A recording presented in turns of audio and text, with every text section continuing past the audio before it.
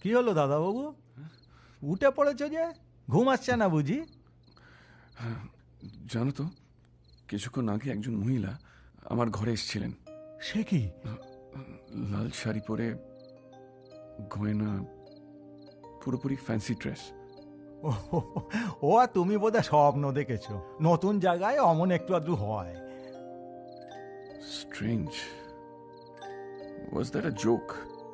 জোঁক? না না, এই গায়ে দু চারটে সাপ খোপ থাকতে পারে, তবে জোঁক একদম নেই।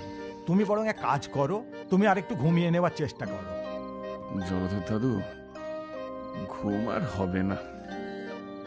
তাহলে এক কাজ করো,